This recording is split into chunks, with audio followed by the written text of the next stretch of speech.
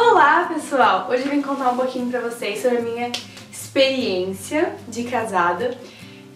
Muita gente pergunta sobre isso e tem muito pouco assunto, muito pouco testemunho e informação de casais que vivem dessa maneira.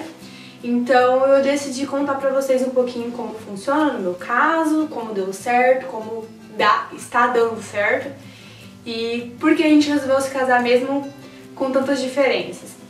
Então eu espero que você goste do vídeo e assista até o final para saber um pouquinho sobre a minha história.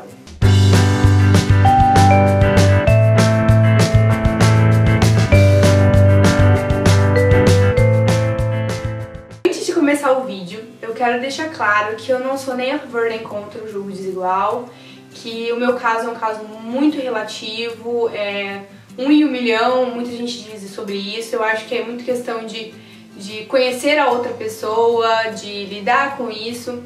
Então eu vou contar um pouquinho sobre a minha experiência, sobre o que deu certo, como funciona, o que é. Se você está passando por isso, comenta aqui embaixo, vamos conversando, a gente pode dialogar sobre isso. Então, gente, se você está pesquisando sobre isso, você já deve ter ouvido sobre o julgo desigual. Algumas pessoas sabem, mas algumas não sabem que o julgo desigual está citado na Bíblia. Deus fala sobre isso em 2 Coríntios 6, 14 a 16. E foi um trecho que eu li muito, eu pedi muito discernimento para Deus para poder entender o que Ele queria dizer com aquilo. Então Deus fala assim: não vos prendais ao mesmo jugo com os infiéis. Que união pode haver entre a justiça e a iniquidade? Ou que comunidade entre a luz e as trevas? Que compatibilidade pode haver entre Cristo e o Belial? Ou que acordo entre o fiel e o infiel? Como conciliar o templo de Deus e dos ídolos? Porque somos o templo do Deus vivo, como o próprio Deus disse. Ai, gente, é muito difícil, é um trecho muito complexo. Antes de começar explicando sobre o jugo, o que é o jugo, afinal, né? O que seria isso?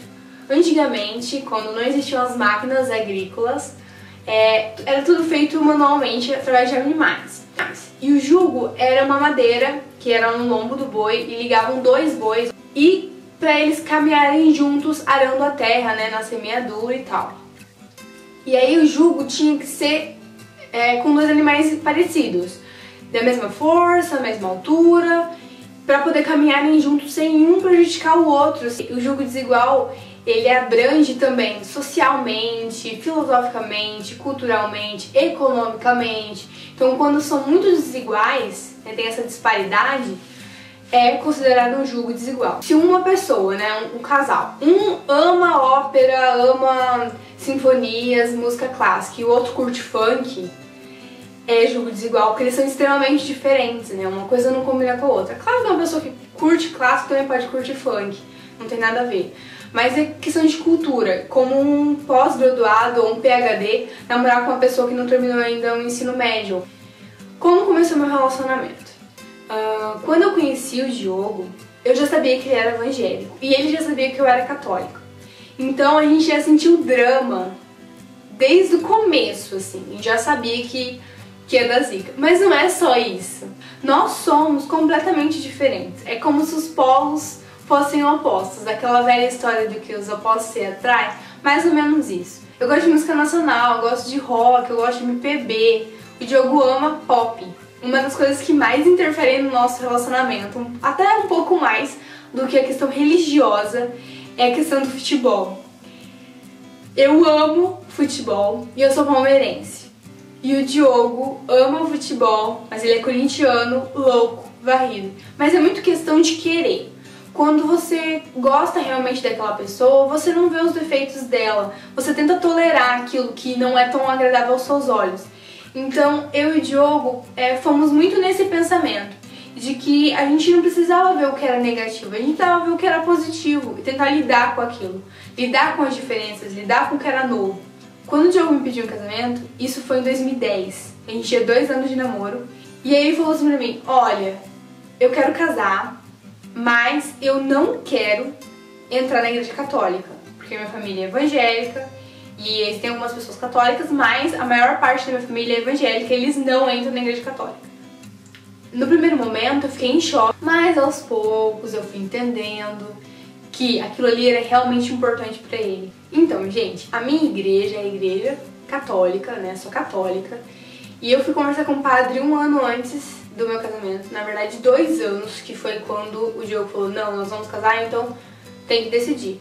E aí, antes de noivar, eu fui conversar com o padre sobre a minha situação, se ia dar certo, se eu ia viver em pecado. Enfim, 1000 coisas que bombardeiam a nossa cabeça, assim. No caso da igreja católica, o julgo desigual é interpretado de 2 maneiras. Existe o casamento de disparidade de cultos e o misto. O caso do misto é quando um batizado católico deseja se casar com um batizado em uma outra igreja evangélica ou cristã.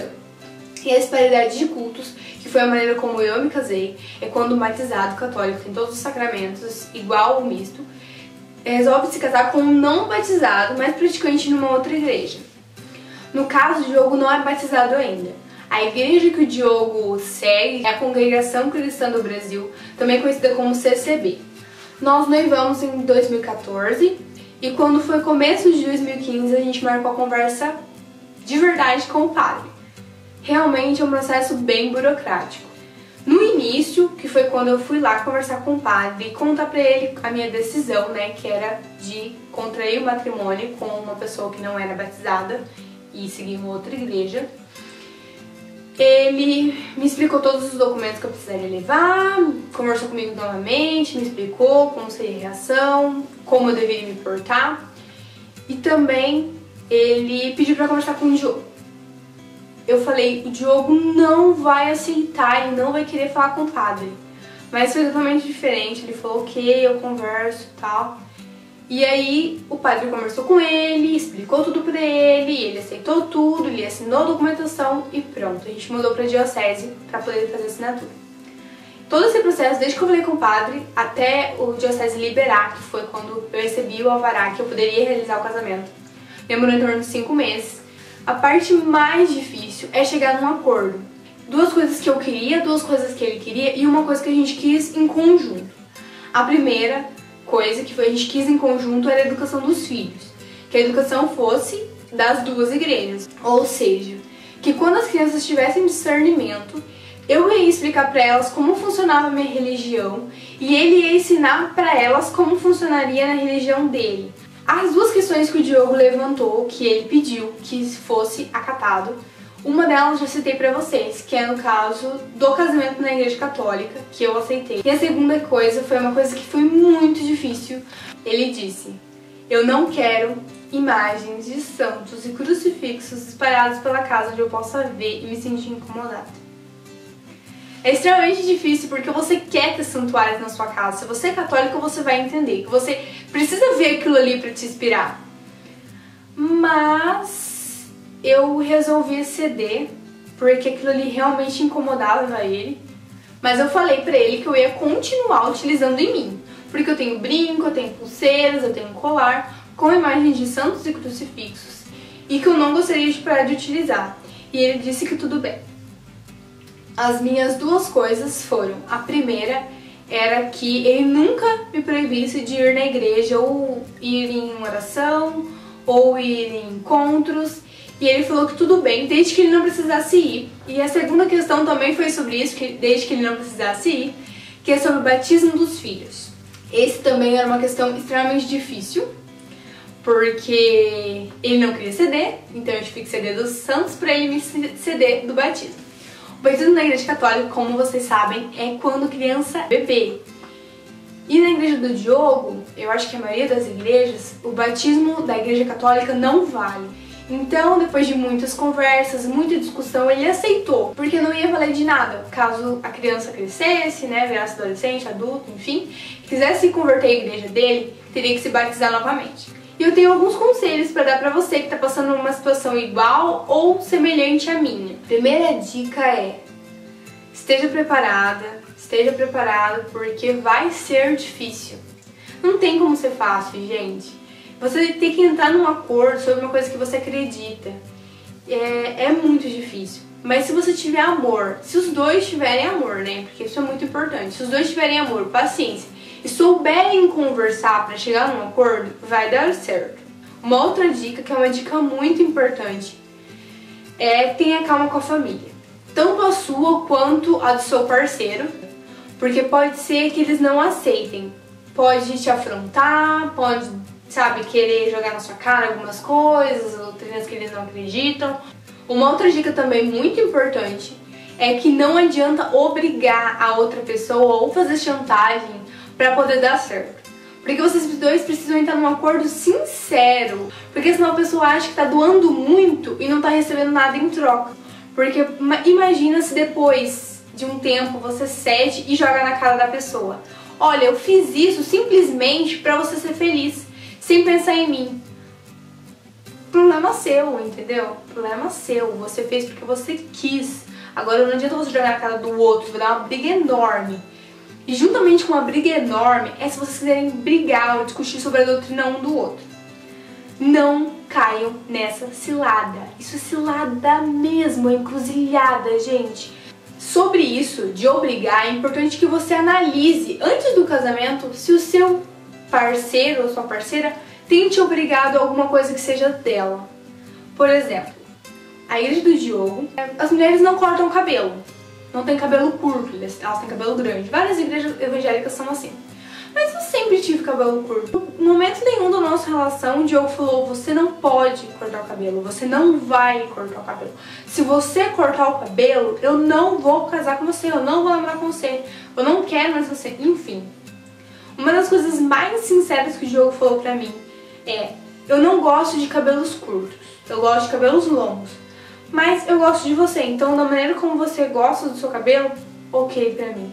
Isso é uma prova de amor imensa. Porque se ele gosta de mim, mesmo eu não tendo o mesmo gosto que ele, ele me respeita, sabe? E você tem que ver isso no seu relacionamento.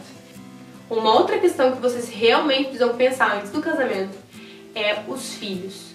Como vai ser a educação deles, se vai batizar ou não, no caso de católica, se vão na igreja um do outro, se vai ter apresentação, porque tem isso também. Então, tem que ser uma coisa muito conversada, realmente. Porque se vocês casam meio assim, depois do casamento dá um jeito. Gente, não dá um jeito depois do casamento. Você não consegue dar um jeito depois do casamento. Que não vai virando uma bola de neve que não tem mais solução, entendeu? O que eu preciso contar pra vocês é que eu não tenho nenhuma expectativa de que o Diogo torne-se católico, assim. Claro que a gente sempre pede uma oração, pede pra Deus, porque Ele sabe de todas as coisas. Mas eu peço que ele seja feliz, que ele creia em Deus, que ele seja um homem fiel na palavra de Deus, que ele seja temente, né, nos ensinamentos, porque eu acho que o mais importante é isso. E assim, se Deus quiser fazer uma ação na vida dele, ou uma ação na minha vida, que ele toque no nosso coração e vai dar tudo certo. Então esse conselho eu dou pra você também. Tenha na sua mente o seguinte, que você pode caminhar sozinha pro reino dos céus. Você pode caminhar sozinho. Peça a Deus que, se o seu marido for uma pessoa boa, se a sua esposa for uma pessoa boa, que ele também seja salvo. Independente da religião, eu acho que a gente tem que crer em Deus. Então, assim, eu creio muito que as pessoas são salvas, se temem a Deus, se são fiéis aos ensinamentos, se são pessoas de bom coração, sem ligar a uma igreja, sem ligar a uma doutrina. Vejo que as pessoas que são realmente boas serão salvas. Eu tenho esse ensinamento comigo e é isso que eu carrego comigo. Não sei como é o ensinamento do jogo, como ele acredita, mas assim, é o que eu falo pra vocês. Então não crie expectativas e não buzine na cabeça, sabe? Porque se você ficar, vamos comigo na igreja, você tem que caminhar comigo, você é meu esposo, você tem que fazer isso, você tem que fazer aquilo irrita a pessoa. Então é isso, eu fico feliz de compartilhar com vocês todas essas experiências. O vídeo ficou enorme, mas eu tenho certeza que vai ser bom pra vocês escutarem tudo isso. Se vocês tiverem alguma pergunta, como eu falei no começo do vídeo, pode deixar aqui embaixo, a gente vai conversando, vai dialogando, manda a sua experiência, o seu testemunho, que eu posso também tentar te ajudar, da mesma maneira que eu tive outras ajudas de outras pessoas que me aconselharam sobre isso, eu também posso ajudar você, ok? Então um super beijo e até a próxima!